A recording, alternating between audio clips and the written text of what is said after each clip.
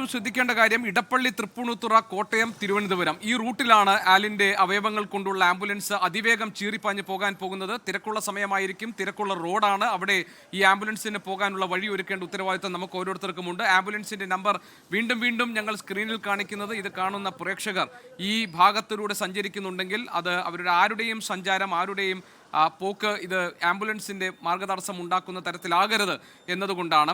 വഴിയൊരുക്കാൻ നമുക്ക് എല്ലാവർക്കും ചേർന്ന് ആലിന്റെ ഈ അവയവങ്ങൾ 5 പേർക്ക് പുതുജീവൻ നൽകാൻ പോകുന്ന ഈ സമയത്ത് ആ അവയവങ്ങൾ എത്രയും പെട്ടെന്ന് തിരുവനന്തപുരത്ത് എത്തുക എന്നതാണ് നമ്മുടെ മുന്നിലുള്ള ദൗത്യം. KL7DF 3177 KL7DF 3177 എന്ന ആംബുലൻസിലാണ് എന്ന നമ്പർ പ്ലേറ്റുള്ള ആംബുലൻസിലാണ് ഈ അവയവങ്ങൾ കൊണ്ടുപോകുന്നത്. ആംബുലൻസ് കൊച്ചി അമൃത ആശുപത്രിയിൽ നിന്ന് പുറപ്പെട്ടു കഴിഞ്ഞു.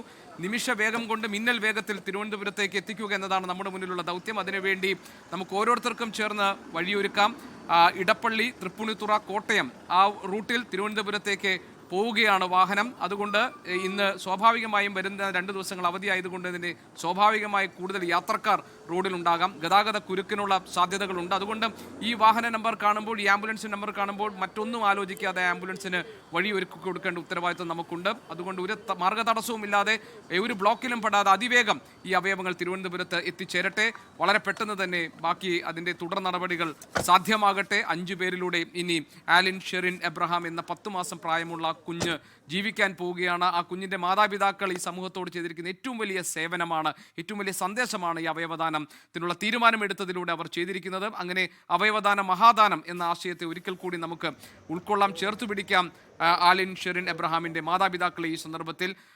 അതോടൊപ്പം ആലിൻ നമ്മളോടൊപ്പം ഇല്ല എന്ന വേദന നിറഞ്ഞ യാഥാർത്ഥ്യം ഉൾക്കൊള്ളുമ്പോഴും ആ കുഞ്ഞിൻ്റെ അവയവങ്ങൾ ഇനി 5 പേരിലൂടെ ജീവിക്കാൻ പോകും. നമ്മുടെ നാട്ടിലെ ഏറ്റവും പ്രായം കുറഞ്ഞ അവയവദാതാവായി ആലിൻ ഷെറിൻ എബ്രഹാം എന്ന 10 മാസം പ്രായമുള്ള ഈ കുഞ്ഞ് മാറുകയാണ്.